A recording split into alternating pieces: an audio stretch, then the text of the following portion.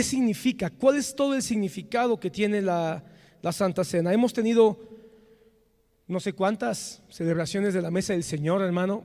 Hemos hecho, por supuesto, cientos de celebraciones, yo creo, en todos los años que tenemos como congregación. Y siempre es necesario volver a recordar qué significa. Cuando hablamos del significado es qué peso tiene. No nada más qué representa, sino qué peso tiene en mi vida. Qué valor tiene en mi vida. Cuando hablamos de significado y decimos, es que eso es muy significativo para mí, lo que estamos diciendo es muy valioso. Cuando decimos que algo tiene un significado especial, lo que estamos diciendo es que es trascendente en nuestra vida y que tiene peso en nuestra vida.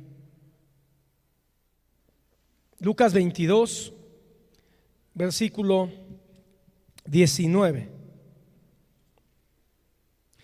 Versículo 17, quisiera empezar allí. 17. Y habiendo tomado la copa, dio gracias y dijo: tomad esto y repartidlo entre vosotros. Y tomó el pan, versículo 19, y dio gracias y lo partió y les dio, diciendo: esto es mi cuerpo que por vosotros es dado, haced esto en memoria de mí. De igual manera, después de haber cenado, tomó la copa y dijo: esta copa es el nuevo pacto en mi sangre que por vosotros se derrama. Mas he aquí la mano del que me entrega está conmigo en la mesa. A la verdad el Hijo del Hombre va, según lo que está determinado, pero ay de aquel hombre por quien es entregado. Hasta ahí. Amén. Y ahora acompáñame a 1 Corintios, sin que pierdas ese pasaje, tal vez regresemos. 1 Corintios capítulo 10. Jesús lo establece y la iglesia lo practica. 1 Corintios 10, versículo 16. La copa de bendición que bendecimos no es la comunión de la sangre de Cristo. Pon atención en la palabra comunión. El pan que partimos no es la comunión del cuerpo de Cristo. Siendo un solo pan, nosotros, con ser muchos, somos un cuerpo, pues todos participamos de aquel mismo pan. Amén. Que el Señor bendiga su palabra. Puedes tomar tu lugar, hermano, gracias. Hoy quiero entonces hablarte del significado de la Santa Cena, porque creo que es necesario que entendamos esto. Voy a tratar de hacerlo lo más rápido posible, sin tratar de distraerme en ramas, porque hay muchos temas o muchos subtemas o aplicaciones que podemos tener, pero hoy quiero centrarme en esto. Lo primero entonces que quiero explicar es el significado en el tiempo, que tal vez es lo más fácil que entendemos, porque lo hemos ya compartido muchas veces, y dos de ellas son más fáciles de entender, y la otra es la que cuesta más, donde seguramente muchos han escuchado diferentes opiniones y muchos de ustedes tal vez también han estado preguntándose algunas cosas. Cuando hablamos del significado en el tiempo, nos referimos a que tiene tres proyecciones en el tiempo: pasado, presente y futuro. La más inmediata es la que dice ahí: haced esto en memoria de mí. Es entonces una proyección a lo que ya nos fue dado, en memoria. Cuando habla de memoria, obviamente está implícito un recuerdo, ¿verdad? Nosotros tenemos un recuerdo espiritual, aunque no sea un recuerdo mental o cerebral o de nuestra psique. Sí es un recuerdo espiritual, porque tenemos el impacto de lo que sucedió en la cruz y por la fe nosotros guardamos ese impacto. Entonces nosotros tenemos una celebración acerca de lo que ya ocurrió. 1 Corintios 11, 24, ahí cerquita de donde nos quedamos. 1 Corintios 11, 24 es un pasaje importante que vamos a volverlo a leer más adelante. Dice: habiendo dado gracias, lo partió y dijo: tomad y comed, esto es mi cuerpo que por vosotros es partido. Haced esto en memoria de mí. Haced esto en memoria de mí. Asimismo tomó también la copa después de haber cenado, diciendo: esta copa es el nuevo pacto en mi sangre.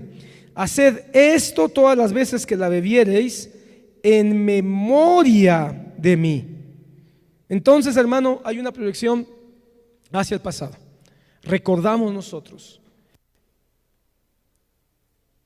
celebramos nosotros lo que sucedió en la cruz. Y creo que todos entendemos, lo hemos estado enseñando, y de hecho es el punto medular del por qué tú eres cristiano.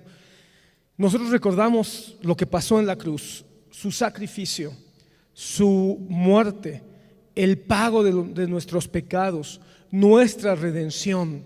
¿Sabes lo significativo que es, hermano? Que en algún lugar del mundo, alguna congregación, quizá no solamente los domingos, sino cualquier día de la semana, puedan estar teniendo memoria, un recordatorio del sacrificio de Jesús. ¿Por qué es importante tener memoria de la cruz? Porque, hermano, ese es el núcleo, es el centro de todo lo que significa el Evangelio. Si nosotros quitamos la cruz de la Biblia, no nos queda nada. Es un libro de historia, es un libro de religión, es un libro incluso hasta de fantasía. Pero cuando ponemos la cruz y lo que pasa en ella y lo que significa, hermano, el Cordero de Dios que fue sacrificado, el Cordero de Dios que fue inmolado, el Cordero de Dios que derramó su sangre hasta la última gota para que se cumpliera la ley, para pagar el precio del rescate conforme a la ley, entonces todo toma sentido. Y por supuesto la resurrección lo certifica. Recuerda, la muerte en la cruz del Calvario es el pago y la resurrección es la certificación de lo que pasó en la cruz. Ahora, esto tiene una proyección todavía más lejos, hermano, en la Pascua. Pero ¿dónde nace la Pascua? La Pascua nace como una fiesta de júbilo por la liberación. Fue la fiesta que Dios le instituyó al pueblo para que celebraran su liberación de Egipto. Un pueblo que estaba en opresión, que estaba siendo destruido por Egipto, por Faraón, y que Dios escuchó su clamor y mandó un libertador. Mandó un libertador que con poder, con mano poderosa, la mano de Jehová, los rescata de Faraón. Y la señal del rescate fue la sangre de un cordero que se puso en el poste y en los dinteles. En el poste o en los postes y en el dintel. La sangre del cordero. ¿Y sabes qué es lo que comieron? Comieron cordero con hierbas amargas y pan sin levadura. Esa fue su cena. Cordero con hierbas amargas y pan sin levadura. Esa es la semilla más remota de la celebración de la Santa Cena. Cristo mismo escoge la fecha.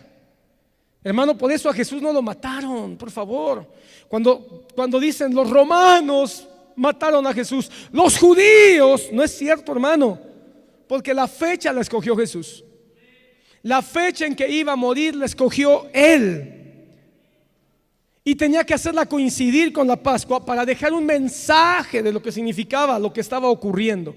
Porque así como en la antigüedad, con mano poderosa Dios mandó un libertador, Moisés, ahora Dios mismo estaba encarnándose para ser el libertador, pero ya no para escapar a un pueblo de la opresión de Faraón, sino ahora para liberar a un pueblo de la opresión del pecado, de la opresión de Satanás, de la opresión de la muerte. El destino del pueblo de Israel, hermano, era esclavitud perpetua. El destino, hermano, de la humanidad sin Cristo es esclavitud perpetua. El Señor mandó a un Salvador, a Cristo mismo.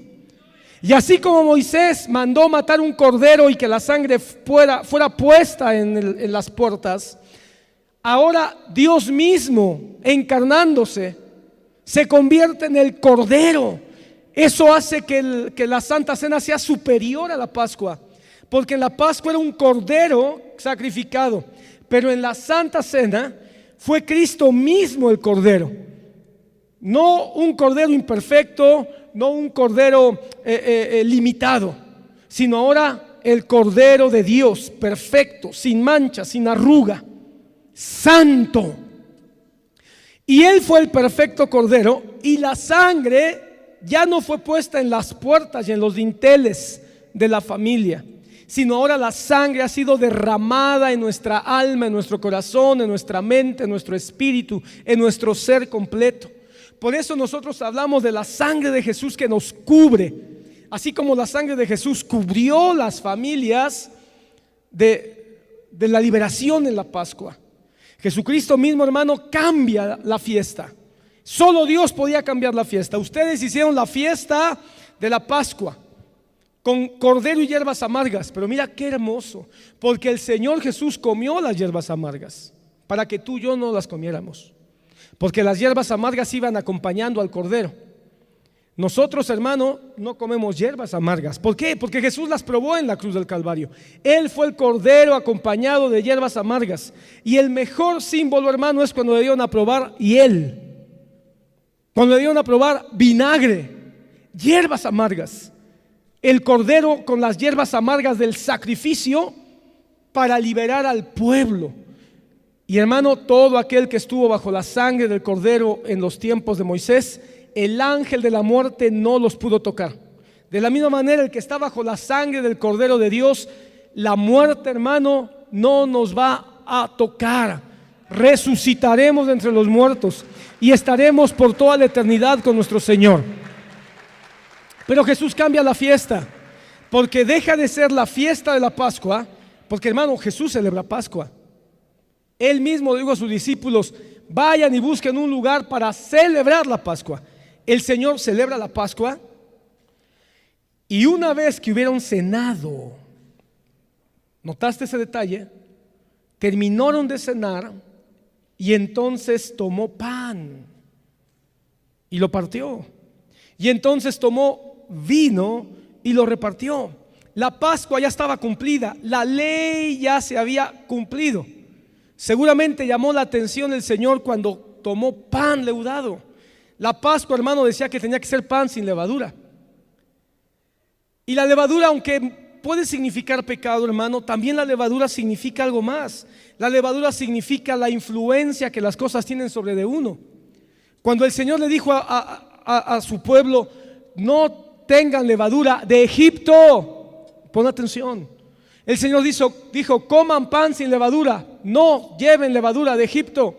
Lo que Él estaba diciendo es: no se lleven lo que es de Egipto. Aquello que le pertenece a Egipto no lo tengan en sus vidas. Basta ya de la influencia de Egipto.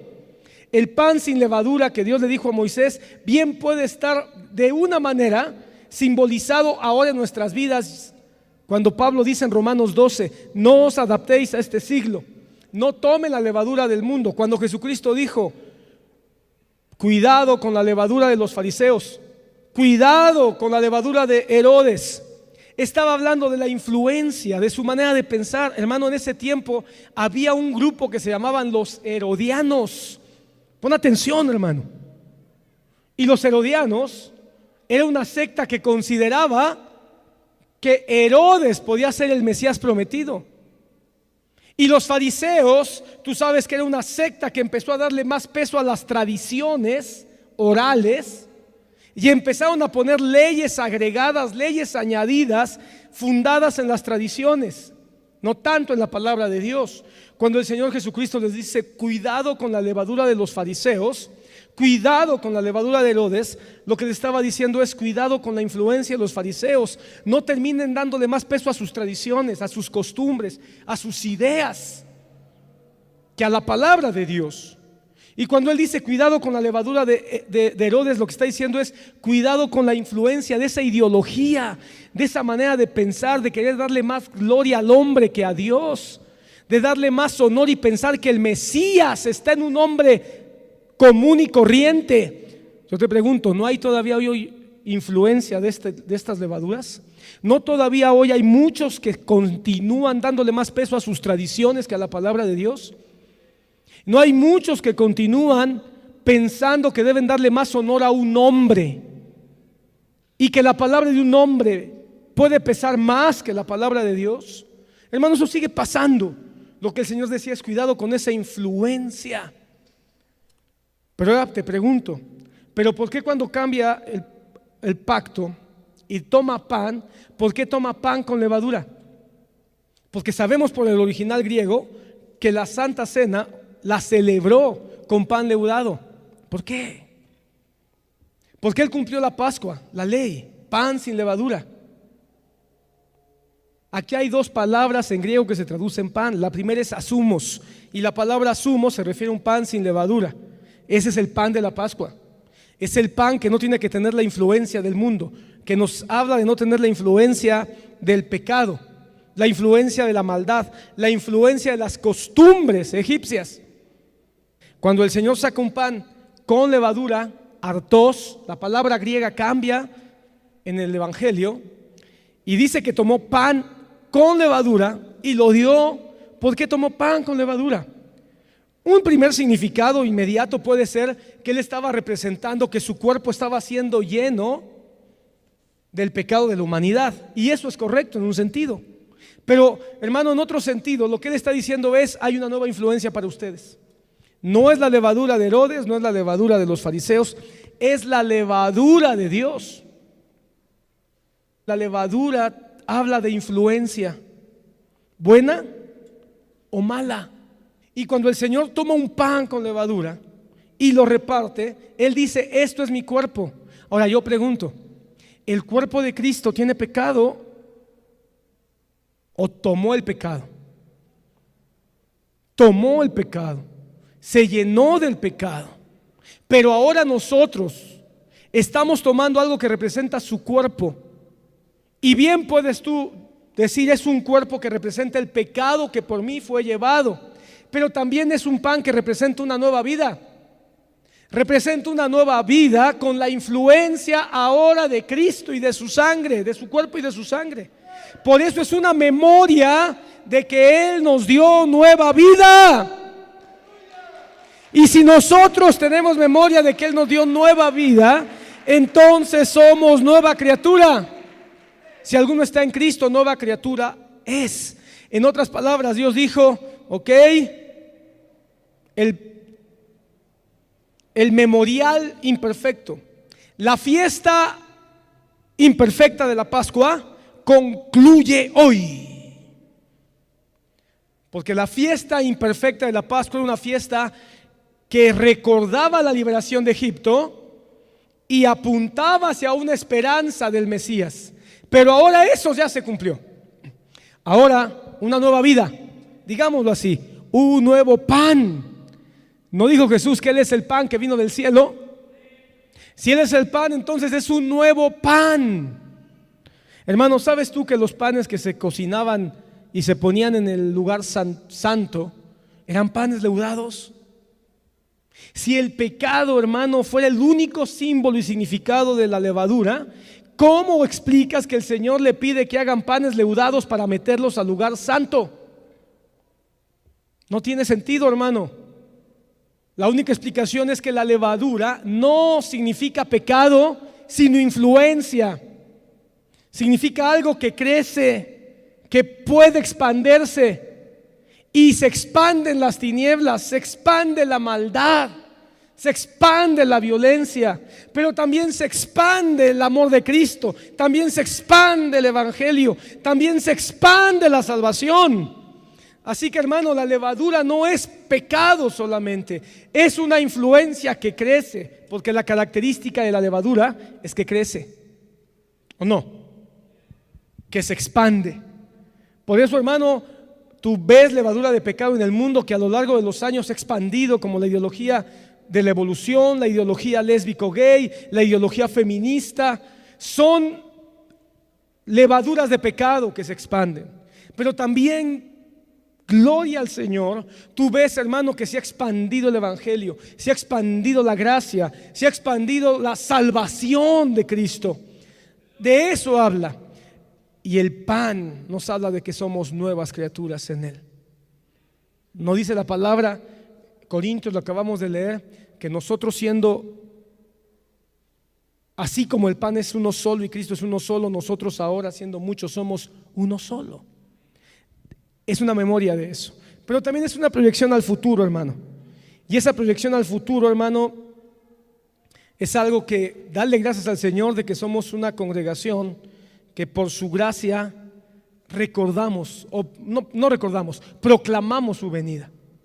¿Sabes, hermano, que las estadísticas dicen que cada vez son más las iglesias que hacen menos mención de la venida de Cristo? ¡Qué tristeza! Se habla mucho del poder, se habla mucho de las señales, se habla mucho de la prosperidad, se habla mucho de tomar las bendiciones, se habla mucho de buscar el milagro, ven por tu milagro, pero no se habla de que vamos a estar con Cristo en la eternidad. No se habla de que Cristo viene. Solo cuando hay pandemias o terremotos, los cristianos dicen, ¿qué dice la Biblia? ¿Son estas señales del fin? Solo ahí se preguntan. Hermano, ¿cuántas iglesias estarán celebrando la Santa Cena? Sí, la muerte y el sacrificio, pero no proyectan su venida. Jesucristo prometió, ahí mismo lo leímos en el Evangelio de Lucas, y no volveré a tomar del fruto de la vida hasta que esté con vosotros en mi reino. Entonces, cuando el reino del Señor se manifiesta en toda su gloria, Él prometió. ¿Sabes de qué nos habla la dimensión del futuro, hermano? Nos habla de las bodas del Cordero. Nos habla de ese encuentro maravilloso de su iglesia con su amado. Apocalipsis 19, acompáñame. Apocalipsis 19.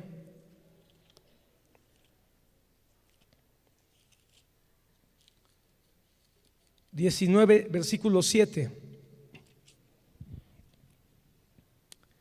Gocémonos y alegrémonos y démosle gloria, porque han llegado las bodas del Cordero y su esposa se ha preparado. Y a ella se le ha concedido que se vista de lino fino, limpio y resplandeciente, porque el lino fino son las acciones justas de los santos. Solamente, hermano, lo digo así como una idea. A la iglesia se le ha concedido que se vista de lino fino. Y el lino fino, limpio y resplandeciente son las obras justas. Hermano, nadie se puede vestir de obras buenas a menos que se nos conceda. Pon atención con esto, hermano. Porque muchos piensan que las obras justas son el resultado de nuestra capacidad, son el resultado de nuestra mucha bondad, son el resultado de nuestra mucha inteligencia o nuestra mucha espiritualidad. Pero la esposa no se puede vestir de obras justas a menos que se le conceda, a menos que se le dé permiso. Y para que se le dé permiso se le tiene que autorizar y se le tiene que dar las herramientas. Hermano, tú no puedes vestirte de nada a menos que lo compres.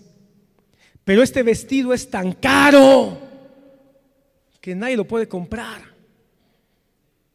Solo Cristo puede comprar este vestido.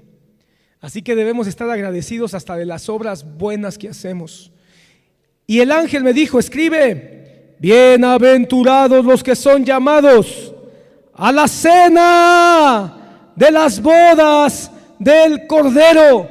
Hermano, no es casualidad que Jesucristo le haya llamado cena, y no es casualidad que Pablo, hermano, haya llamado a esta celebración mesa del Señor o santa cena.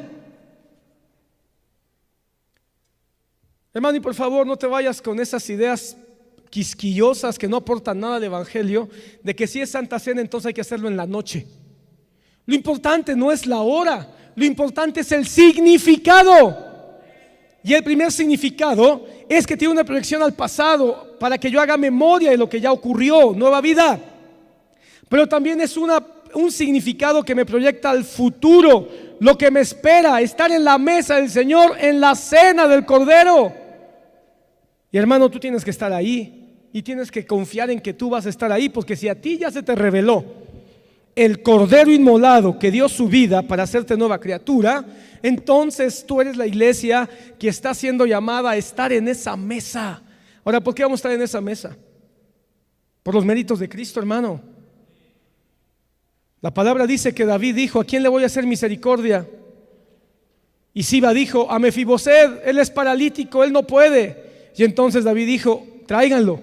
Y fue traído, así, hermano, en brazos fue traído. Aquí está Mefiboset, el paralítico, el tullido,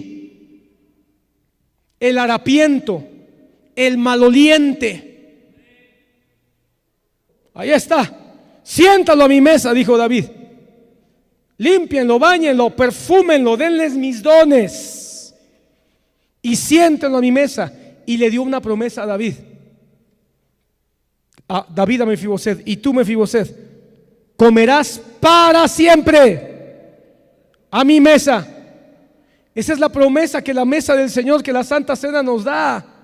Cuando tú comas hoy este pedazo de pan y esta copa de vino, recuerda: soy una nueva criatura, tengo memoria de lo que Dios hizo.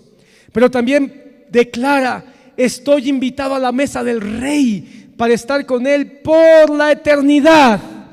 Pero ahora, hermano, hay una dimensión, hermano, del significado en el tiempo que es un poco más complicada. Y esa nos va a proyectar a la siguiente parte. Esta parte del significado en el tiempo nos va a proyectar a la otra, que la voy a tratar de decir muy rápido, que son cuáles son los 4 significados que históricamente la Santa Cena ha tenido. Y voy a tratar de explicar por qué yo estoy alineado con uno de ellos de manera profunda. Y es el tiempo presente. Sí, Dios me hizo nueva criatura, gloria a Dios. Yo espero su venida y me voy a sentar con Él en su mesa, gloria a Dios. Pero en el tiempo presente, ¿qué significa esto para nosotros? ¿Y sabes dónde radica el meollo? Precisamente en la palabra esto. Porque como ya leímos en Corintios capítulo 11, también los evangelios lo citan. Mira, vamos a Mateo 26. Ya lo leímos en Corintios 11, pero vamos a leerlo en Mateo 26. Mateo 26, versículo 26. Y mientras comían, tomó Jesús el pan y bendijo y lo partió y dio a sus discípulos y dijo: tomad, comed, esto es mi cuerpo. Y tomando la copa y habiendo dado gracias, les dio diciendo: bebed de ella todos, porque esto es mi sangre del nuevo pacto, que por muchos es derramada para remisión de pecados. Queda claro que la sangre es para remisión de pecados. Eso es algo glorioso que hay que tomar en cuenta. Con la sangre de Jesús nuestros pecados fueron cubiertos. Pero el punto que quiero que notes es esa palabra esto, porque esa palabra esto es lo que ha provocado que haya 4 diferentes posturas cuando se toma la Santa Cena. Y yo sé que a muchos de ustedes no les gusta o no nos gusta que nos den tantos detalles de historia y tantos detalles de doctrina, pero lo necesitamos, porque si no es en el culto donde hablamos de doctrina, entonces ¿dónde? No vengas al culto solo esperando una enseñanza motivacional. La enseñanza de los domingos debe ser motivacional, pero también tiene que ser instructiva. Así que perdóname si te digo algunos datos muy rápidos que son necesarios, porque estas 4 posiciones han estado en toda la historia de la iglesia y tenemos que conocerlas para que sepamos dónde estamos parados y por qué nosotros creemos lo que creemos o por qué declaramos lo que nosotros declaramos. Y el gran debate ha estado en la palabra esto. Esa ha sido la razón por la que la Iglesia Católica estableció que el pan y el vino son literal y sustancialmente el cuerpo y la sangre de Cristo. Es decir, el pensamiento católico es que Cristo está aquí en el pan y en el vino, completo, absoluto. Y aunque yo sé que esto ya lo hemos enseñado, déjame te lo recuerdo rápido. El pensamiento católico, hermano, hizo del pan y del vino un ídolo. Lo elevó a una posición de objeto de idolatría. Dicho sea de paso, Corintios capítulo 10, hablando de la Santa Cena, condena la idolatría. Está condenando la idolatría cuando él habla acerca del pan y del vino. De la misma manera, hermano, la iglesia cristiana en la Reforma condenó la idolatría, porque el culto católico giró alrededor del pan y del vino, diciendo que era Cristo, a tal punto que guardaban la hostia y la veneraban en un altar. Todas las iglesias católicas tienen un altar, algunos más grandes, otros más chiquitos, unos más visibles, otros incluso hasta tapado con una cortina, pero tienen ahí un ídolo que es un pedazo de pan, un pedazo de hostia, como se le conoce, porque ellos aluden que está toda la identidad completa, absoluta y física de Jesucristo, de su cuerpo y de su sangre en los elementos. Entonces ellos a esto le llaman la transubstanciación, es decir, el pan y el vino, cuando el sacerdote, porque es que son un montón de herejías, hermano, pero ellos le han dado tanto poder al hombre que ellos dicen que el sacerdote es una especie de mago, es una especie de hechicero, es una especie de chamán, una especie de brujo. Claro, todos esos términos ellos no lo hacen, lo visten de santidad, lo maquillan de cristiano, pero le dan atributos mágicos al sacerdote. Y entonces el sacerdote, con un mover de sus manos y unas palabras en latín, en idioma extraño, convierte al pan y al vino en Cristo mismo. En otras palabras, con sus pases mágicos y sus hechicerías que hacen, ellos tienen la creencia absurda de que el sacerdote le ordena a Cristo que se corporice. Mira qué aberración, hermanos, una idea obviamente que nace de ese propósito de manipular, de controlar las mentes y los corazones de las personas, y todas las personas gritando ¡ah!, arrodillándose, teniendo miedo porque Cristo está presente y real. Hoy sigue habiendo brujos, hermano, evangélicos, que hacen poses, se hacen manoteos, dicen palabras raras, y entonces la iglesia cree que el agua que les están echando encima es sangre, solo porque el pastor hizo un pase mágico, hizo una invocación, el apóstol dijo una oración, le ordenó al Espíritu Santo que lanzara oro del cielo. Eso es chamanismo, hermano. Eso es fetichismo. Eso es hechicería evangélica.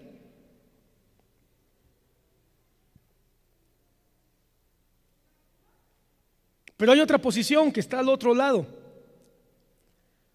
Surgió en la Reforma, hermano, donde se le vació completamente al pan y el vino de cualquier significado espiritual.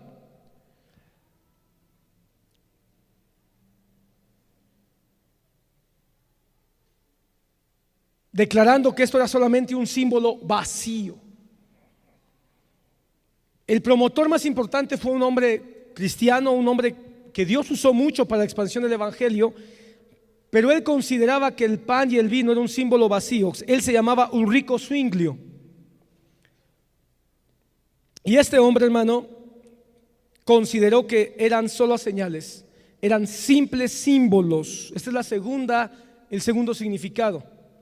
De tal manera que no tiene ningún peso espiritual, es solo una señal y un símbolo vacío. El pan y el vino no son la presencia, sino solo el símbolo del cuerpo y la sangre del Señor. Es decir, el extremo contrario totalmente. Un pensamiento que trató de darle peso a la Santa Cena fue el pensamiento de Martín Lutero. Y Martín Lutero desarrolló una teología alrededor de la Santa Cena que se le conoce como la consubstanciación, donde Martín Lutero consideraba, está un poquito complicada, voy a tratar de explicarla, porque él consideraba que no se debía reducir el pan y el vino a algo simple y ligero, y estaba preocupado de que la gente, si bien no tenía que idolatrar el pan y el vino y tomarlo como que el pan y el vino es un objeto de idolatría porque es Cristo literal, consideró que la gente debe de darle peso porque Cristo le dio peso, porque Cristo le dio relevancia a la Santa Cena. Entonces Martín Lutero desarrolló lo que se conoció después como la consubstanciación, es decir, el pan y el vino son pan y vino, permanecen todo el tiempo como pan y vino, pero escondido de nuestra vista está la unión real del cuerpo y la sangre de Cristo con todos los elementos de la sangre y el cuerpo de Cristo. En otras palabras, la sustancia de Cristo está completa, escondida en el pan y en el vino. Lo que Martín Lutero decía, es pan y vino lo que vemos y nunca deja de ser pan y vino, pero la sustancia del cuerpo y la sangre de Cristo están también de manera real. La humanidad de Cristo está escondida de manera real en el pan y en el vino. Y aunque esto puede sonar bien, tiene algunas complicaciones bíblicas. Por eso quiero compartirte la cuarta, que es la que hemos estado nosotros enseñando, hermano. Fue la que nosotros aprendimos en tiempos del doctor Otoniel Ríos Paredes y es la que en los últimos años hemos estado enseñando.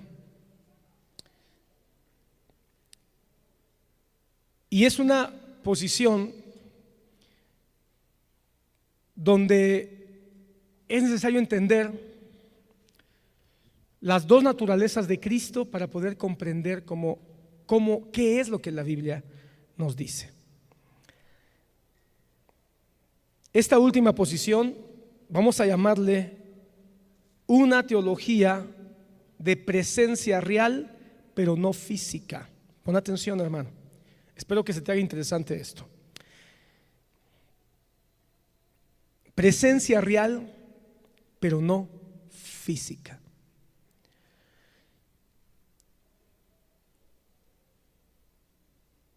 Como dije, el principio de todo el debate está en la palabra esto. Cuando Martín Lutero declaró que era pan y vino, pero la sustancia de la humanidad de Cristo está escondida, usó el texto de esto. Esto es mi cuerpo y esto es mi sangre. Cuando los católicos declararon que era el cuerpo físico, la única diferencia entre la posición de Lutero y la Iglesia Católica es que los católicos dicen que es el cuerpo físico en el pan y en el vino, mientras que Lutero decía es la sustancia escondida en el pan y en el vino. Pero la base era la palabra esto. Y nosotros le damos una aplicación de posesión a la palabra esto, ¿verdad? Sin embargo, la palabra esto, y bíblicamente en los evangelios, en los labios de Jesús, que es quien nos interesa, tiene una connotación no de posesión, sino de determinación o de representación. Cuando Jesucristo dijo, porque al decir esto, está hablando del ser, de lo que se está refiriendo. Pero cuando Cristo dijo, yo soy la puerta, Él se estaba refiriendo a que Él era una puerta física de madera. Cuando Él dijo, yo soy la luz, se estaba refiriendo a que Él en ese momento estaba incandesciendo. Cuando Él dijo que Él era el pan que descendió del cielo, se estaba refiriendo en que Él se estaba ejemplificando en una hogaza. Hermano, cuando Él usa este tipo de expresiones, que no son pocas, Él se está refiriendo a que Él está representado.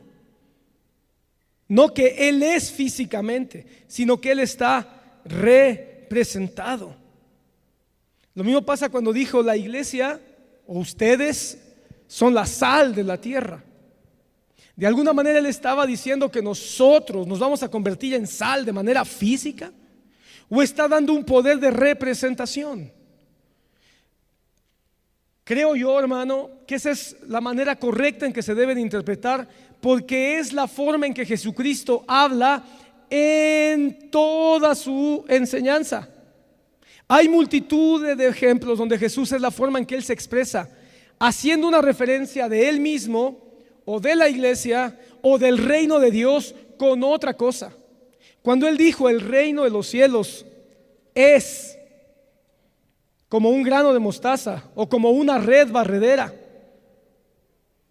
o como un sembrador que salió a sembrar, estaba hablando de que esas son representaciones físicas o literales, o son representaciones simbólicas de algo más grande, de algo más fuerte.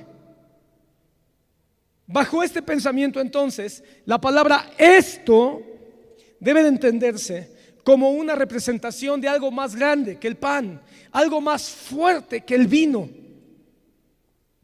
Y obviamente eso es su cuerpo y su sangre. Ahora, ¿cómo podemos nosotros conciliar? Porque pareciera que estoy yo diciendo que lo que enseñó Zwinglio, así es, un símbolo vacío que solamente es algo que representa. Pero si solamente es un símbolo vacío, entonces eso también se puede aplicar al bautismo. Es un símbolo vacío. No tendría ninguna fuerza espiritual. Si la Santa Cena es solo un símbolo vacío, entonces no tendría que ser tan estricto Pablo en Corintios capítulo 11, cuando habla acerca de que hay que juzgarse y que hay que examinarse a uno mismo. Si es un símbolo vacío, hermano, pongámoslos a la salida de cada culto y nos lo comemos como si nos tomáramos una aspirina pero no puede ser así, porque el Señor dijo: háganlo en memoria de mí. De tal manera que esto significa algo más fuerte, algo más pesado. ¿Cómo lo podemos conciliar? Entendiendo, hermano, que está en la Santa Cena hay un misterio maravilloso, que no voy a decirlo, no me quiero extender, porque pudiéramos dedicarnos un mes entero solamente a hablar acerca del misterio de las dos naturalezas escondidas de Cristo en el pan y en el vino. Juan capítulo 4. Juan, acompáñame a Juan capítulo 4. Primera de Juan, perdón, corrijo. Primera carta de Juan, capítulo 4. Primera carta de Juan, capítulo 4, versículo 2. En esto conoced el Espíritu de Dios. Todo espíritu que confiesa que Jesucristo ha venido en carne es de Dios. Y todo espíritu que no confiesa que Jesucristo ha venido en carne no es de Dios. Y este es el espíritu del anticristo, el cual vosotros habéis oído que viene y que ahora ya está en el mundo. Desde tiempos de la iglesia primitiva empezó un conflicto, hermano.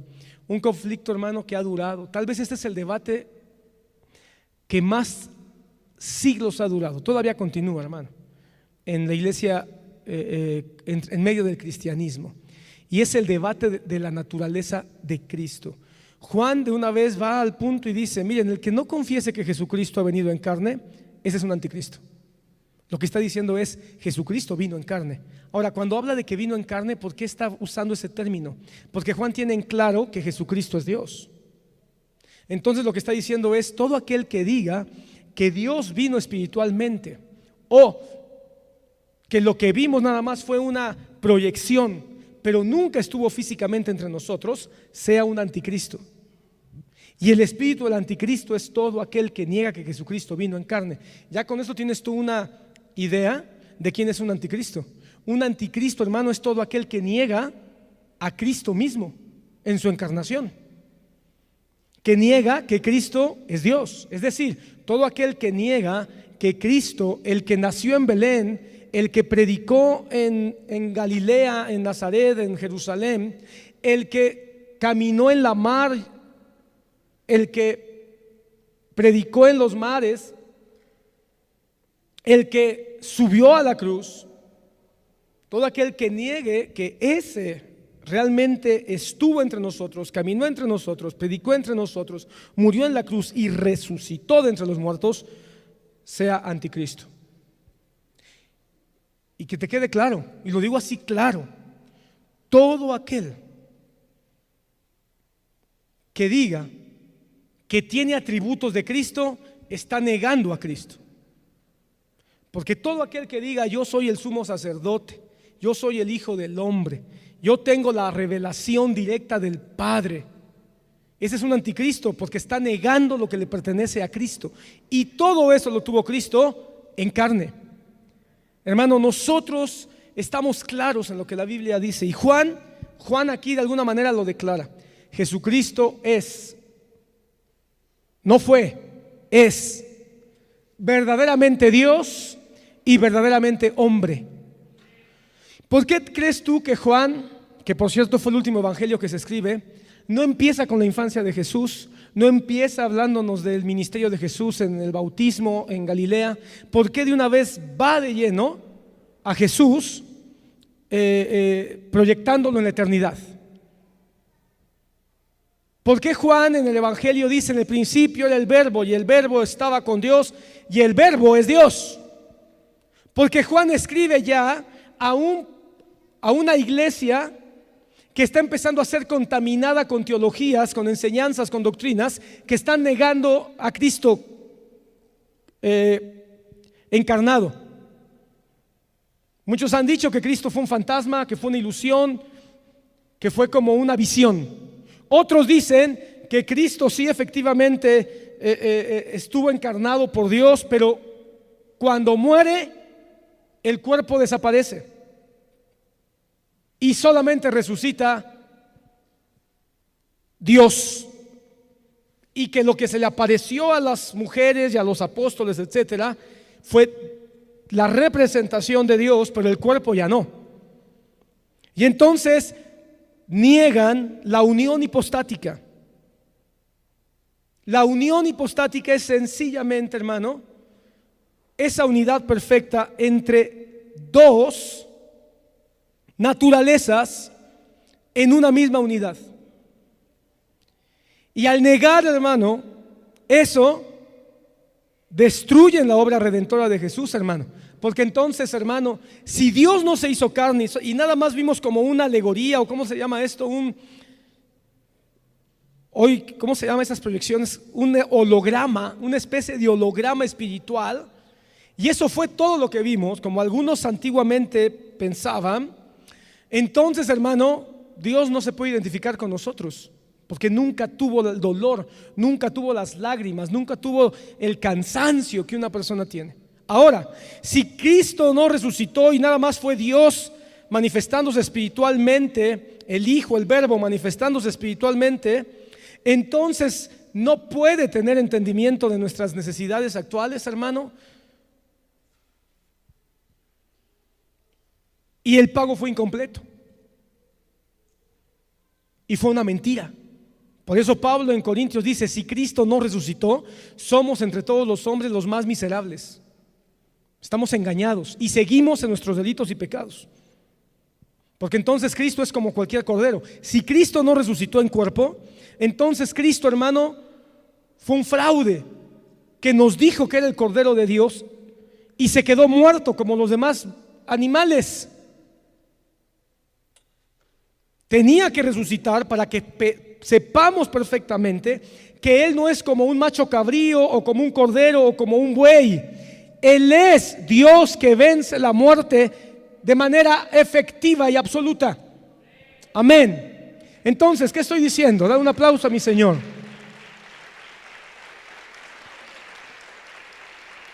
¿Qué es lo que estoy diciendo? Que Jesucristo es verdaderamente hombre y verdaderamente Dios. Las dos naturalezas de Cristo, fíjate lo que estoy hablando. Las dos naturalezas, apunta eso en tu cabeza si no tienes con qué apuntar. Las dos naturalezas de Cristo, esa es la unión hipostática. Las dos naturalezas de Cristo. Cristo tenía dos naturalezas, claro, una naturaleza humana y una naturaleza divina. Están unidas, no dije estaban, están, siguen unidas. están unidas.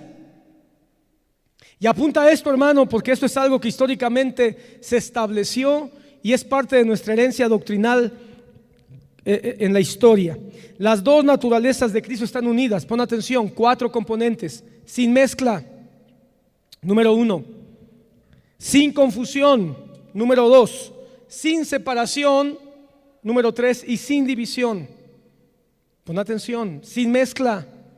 Es decir, la humanidad y la divinidad están unidas, pero no se mezclan, no están revueltas, se distinguen una de otra, están unidas, pero no hay confusión, no hay confusión entre sus dos naturalezas, no hay pleito entre sus dos naturalezas.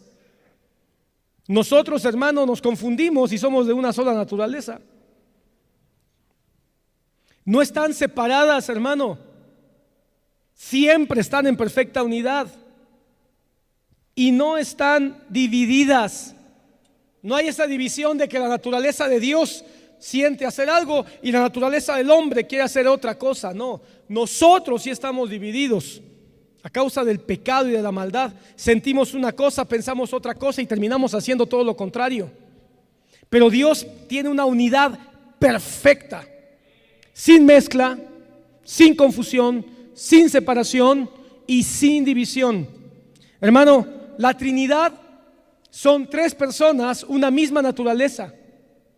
3 personas, una misma naturaleza, un solo Dios en 3 personas, Padre, Hijo y Espíritus, pero una sola naturaleza. Yo sé que el cerebro te va a explotar con esto, hermano. Si lo tratas de entender, te vas a volver loco. Pero así es Dios. Dios no era un Dios solitario que de repente se le ocurrió que se iba a expander o a no sé qué, a diástoles y diáconos. Eso no es cierto. Dios siempre ha sido Dios. Porque si Dios tenía que contraerse para entonces crear al Padre, entonces el Padre es un ser separado y dividido de Dios. Y luego el Padre se le mete otra vez a Dios para que den a luz al Hijo. Entonces el Hijo es una criatura. La Biblia no habla nada de eso. La Biblia habla de un Dios que siempre, eternamente, desde la eternidad, ha sido Padre, Hijo y Espíritu Santo. En una sola naturaleza divina, perfecta, unida. Pero cuando hablamos del Hijo, estamos hablando de 2 naturalezas. Hombre y Dios. En una sola persona. Y cuando Cristo resucitó con cuerpo, sí, un cuerpo glorificado, sí, un cuerpo celeste, pero al fin el cuerpo, o sea, no pienses que el Señor dio un cuerpo separado del que le dio, no, con los mismos componentes del cuerpo que fue a la tumba, el Señor resucita. Hermano, sabemos que Cristo bajó a los infiernos. Sabemos eso, la palabra dice que bajó a los espíritus encarcelados. Pero cuando Él resucita, toma el cuerpo que le fue dado en Belén. Y con ese cuerpo, la gloria de la resurrección, la potencia de la vida, transforma el cuerpo. Un cuerpo que ya había sido transformado en el monte Tabor, hermano. Ya les había mostrado su gloria cuando se transformó y se glorificó delante de los 3 apóstoles que subieron con Él. Así que, hermano, si Cristo transformó el cuerpo, estando ahí con sus 3 discípulos, vivo, ¿cómo no iba a poder Dios, hermano, resucitar y dar un cuerpo celeste al que estaba en la tumba? ¿Estás aquí, hermano? Por eso cuando le dijo a Tomás, aquí está, mete tu dedo, y aquí están las marcas. Hermanos, esas eran las marcas. Ahora alguien dirá, ¿que no podía el Señor borrar las marcas? Claro que podía borrarlas. Si borró todas las marcas del cuerpo, hermano. Ya el cuerpo que subió a la cruz era un cuerpo deforme.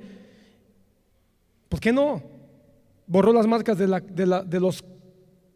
los clavos y de la lanza? Porque tenía que haber una evidencia de que era Él, una evidencia que se trataba del cuerpo que vieron colgado en la cruz. Es decir, el Señor dejó esas marcas para testimonio a nosotros de que es Él, de que era Él, de que no era otro. ¿Estás aquí, hermano? Pero esa naturaleza humana fue completamente humana, y esa naturaleza divina es Dios eterno, completo. Dios hombre fue el que lloró cuando murió Lázaro. Dios hombre fue el que tenía hambre. Dios hombre, o Cristo hombre, es el que se cansaba y se sentaba en los pozos. Pero el Verbo, el Dios eterno, es el que actuó para resucitar muertos, el que obró para caminar o hacer que Cristo caminara en la mar. Fue el poder del Verbo en unión con el Espíritu Santo quien multiplicó los panes. Ahora, ¿qué tiene esto que ver con la Santa Cena?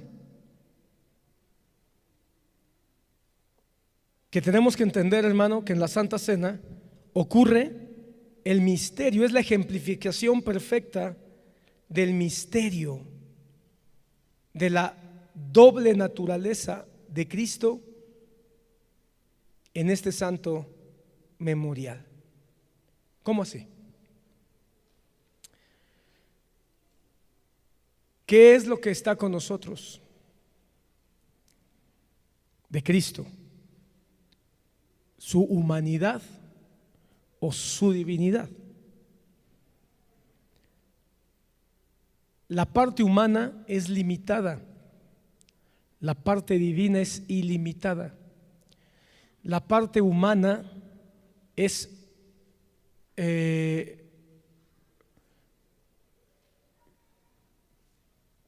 ¿cómo es esta palabra? Sí, limitada en su presencia. La parte divina es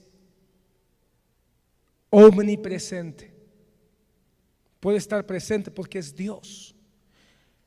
Ahora, ¿dónde está la parte humana de Jesús? Y es aquí donde muchos les explota el cerebro. La parte humana de Jesús, hermano, está sentado a la diestra del Padre.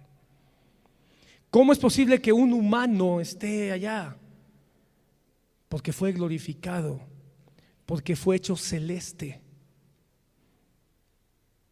Pero la parte infinita, la parte ilimitada, la parte omnisciente, la parte omnipresente, no tiene barreras de tiempo ni de espacio. De tal manera que todas las virtudes del Verbo están con nosotros cuando tomamos la Santa Cena.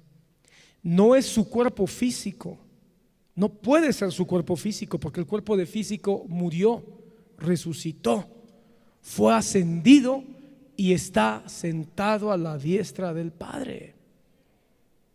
Pero el Verbo, unido en perfecta unidad con el Hijo. Por eso, hermano, tener comunión con Cristo es tener comunión con el Verbo, y teniendo comunión con el Verbo, tenemos comunión con su parte humana también. Así que mientras que su parte humana está a la diestra del Padre, la naturaleza divina de la humanidad de Cristo está con nosotros en cada culto. Nosotros no podemos decir que Cristo y solo Cristo, que Cristo está solamente cuando celebramos la Santa Cena, porque Él dijo: estaré con vosotros todos los días hasta el fin del siglo. ¿Cómo puede Él cumplir esa promesa si no lo vemos? ¿Cómo Cristo puede cumplir esa promesa si no estamos viendo sus manos atravesadas ni su costado herido, como lo vio Tomás o como lo vieron los discípulos? Él puede cumplir esa promesa porque la naturaleza divina de Cristo es Dios, es omnisciente. Él dijo, donde 2 o 3 reunidos, ahí estaré con vosotros. ¿Cómo puede Él cumplir esa promesa de donde 2 o 3 estemos en su nombre? Cuando nosotros estamos 2 o 3 o 200 reunidos, lo hacemos en el nombre de Jesús. Y no hemos visto ni sus rostros, ni sus manos, ni sus pies. ¿Cómo está Él entre nosotros? Porque Él es Dios infinito, omnisciente, omnipresente, y sentimos las virtudes de su presencia entre nosotros. Alguien dirá, no, pastor, Él está entre nosotros porque Él es el Espíritu Santo. Ese es el error, hermano.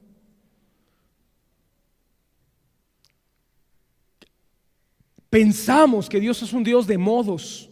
Es que Cristo viene porque Él es el Espíritu Santo. No, Cristo no es el Espíritu Santo. ¿Qué está diciendo, pastor? Lo que estás oyendo. Cristo no es el Espíritu Santo. ¿Entonces no es Dios? No. Cristo es Dios y el Espíritu Santo es Dios. Pero Cristo es el verbo que tiene bien clara sus características, y el Espíritu Santo las propias, y el Padre las propias. Entre ellos, hermano, no hay confusión, tampoco hay separación, tampoco hay mezcla, tampoco hay división. Entonces, ¿qué sí hay? Distinción. Nos cuesta mucho trabajo entender que hay distinción sin separación. Nuestra mente humana está tan limitada que nos cuesta captar que puede haber una distinción sin que haya separación. Porque en el ámbito humano nosotros queremos distinguir separando, o queremos separar y así hacemos distinción. ¿Cómo puedo yo distinguir a un hijo de otro? Lo separo. ¿Cómo hacen los padres para distinguir a sus hijos gemelos? Pues ellos separan, ¿verdad? Y este tiene tal característica y este tiene un lunar en no sé dónde. Entonces los separan y los distinguen. Eso ocurre en el ámbito humano, pero no en Dios. Dios lo podemos distinguir, o podemos hacer distinción. Lo que no podemos hacer es separarlos, y ahí nuestra mente explota. A menos que seas un físico cuántico,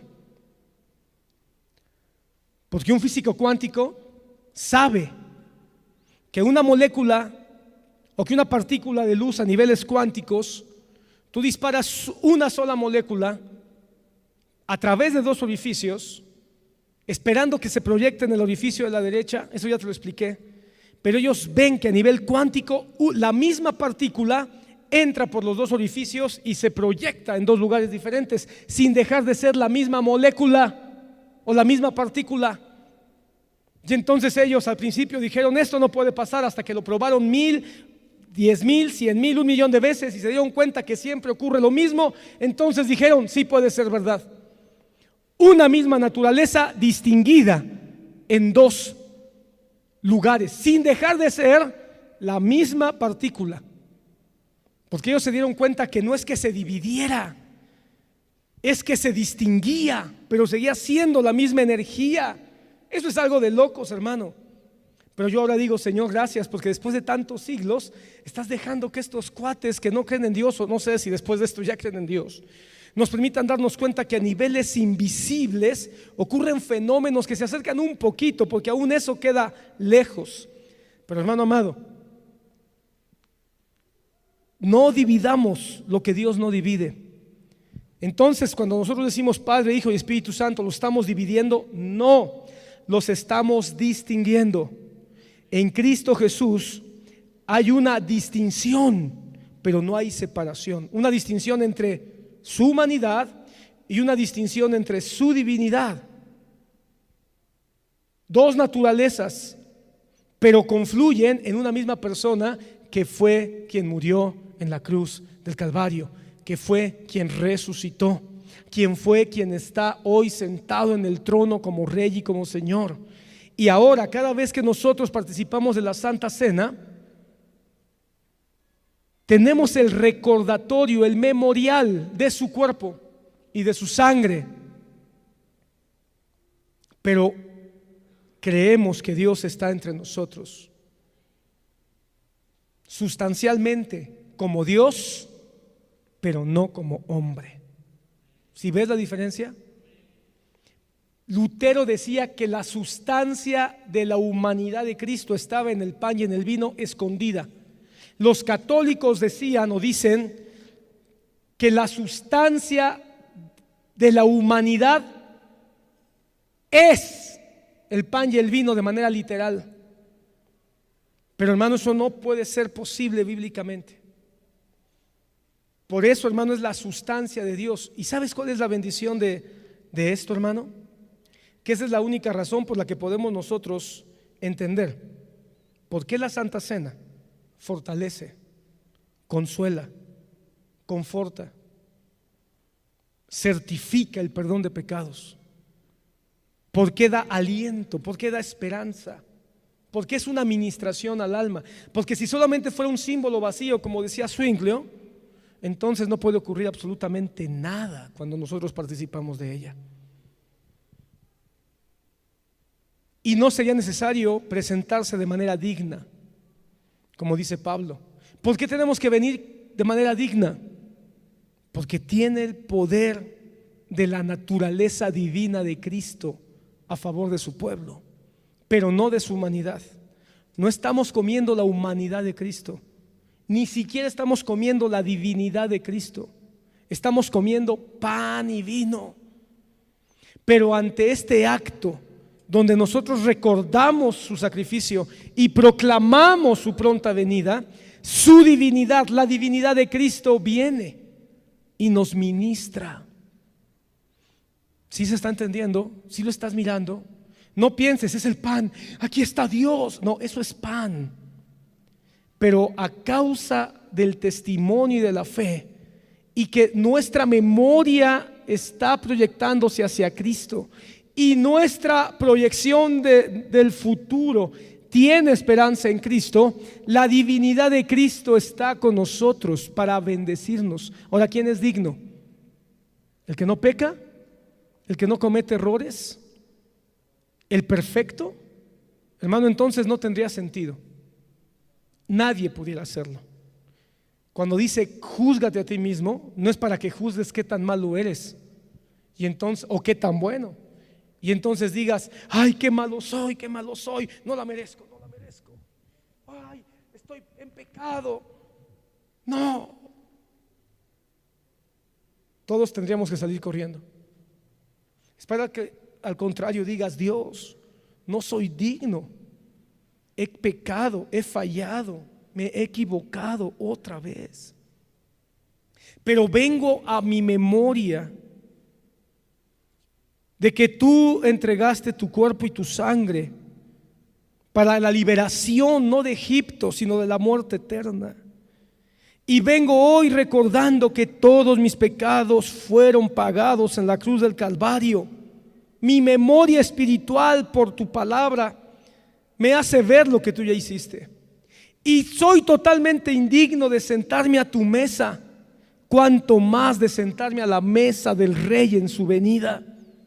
Cuando miro hacia el futuro, me juzgo a mí mismo y me doy cuenta que no merezco que tú me recojas el día de tu venida. Entonces, en mi indignidad humana, me hago digno por los méritos de Cristo.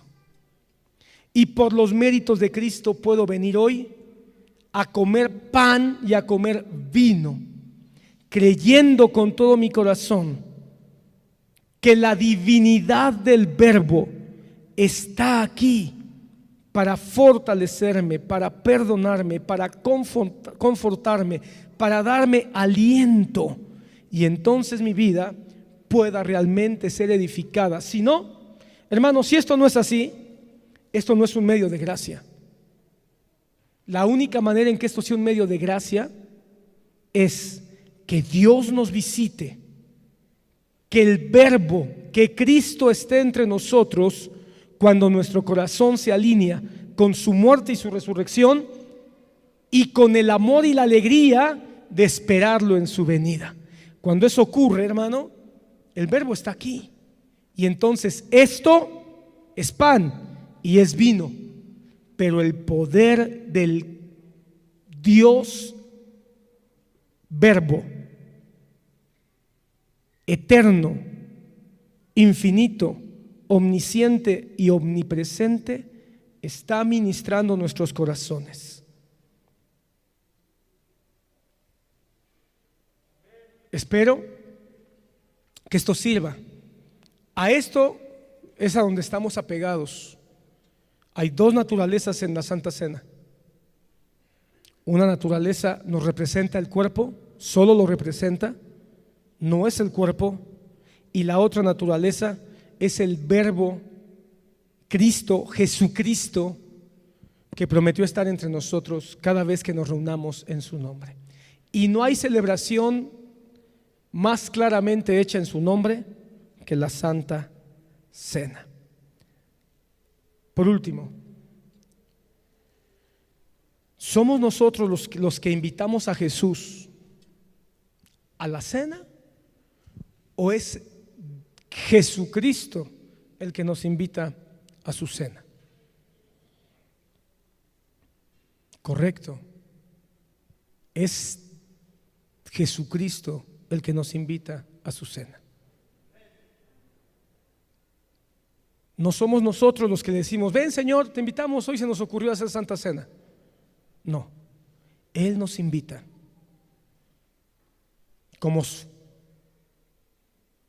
Y más que invitación, casi nos obliga. Como fue obligado Mefiboset y como fueron obligados toda la paria en aquella enseñanza del dueño del hacienda, que hizo una gran fiesta y mandó traer a los pobres, a los enfermos, a los paralíticos, a los cojos, a los mancos. Escucha esto. Él nos invita. Caminando estábamos en la oscuridad del mundo y Jesucristo fue por nosotros, vino por nosotros, envió a su Espíritu Santo para que ahora podamos estar aquí delante de Jesucristo. Hermano, si tú no crees que Jesucristo está en carne, tienes el espíritu del anticristo. Aquel que niega que Jesucristo está en carne tiene al anticristo. Pastor, pero ¿cómo puede decir que está en carne? ¿Dónde está? Ya te lo dije, te lo repito: sentado a la diestra, no con carne como la de nosotros. La palabra dice que carne y sangre no heredarán el reino de los cielos. Esta carne. Por eso Corintios nos deja claro: este cuerpo de corrupción se tiene que transformar en incorrupción. Este cuerpo de muerte en cuerpo de vida.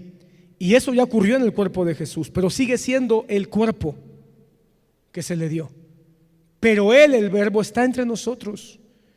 Por eso nosotros creemos en un Dios que se hizo hombre y es verdaderamente hombre y es verdaderamente Dios. Sigue siendo verdaderamente hombre y sigue siendo verdaderamente Dios. Y este símbolo nos recuerda esa doble naturaleza que Él tiene en unidad perfecta. Comemos pan y vino, pero recibimos la bendición de su divinidad. Te invito a la cena. Yo no sé quién quiera hoy participar de la cena. Solo ponte de pie. Van a pasar a tu lugar. Los hermanos van a pasar a tu lugar.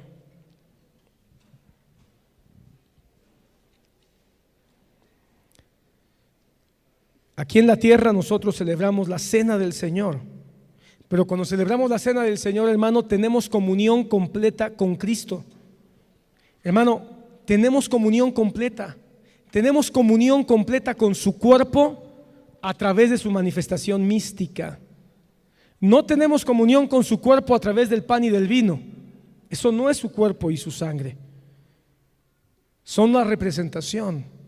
Pero cuando nosotros invocamos a Dios en esta proclamación, tenemos comunión completa con Cristo en cuerpo y espíritu.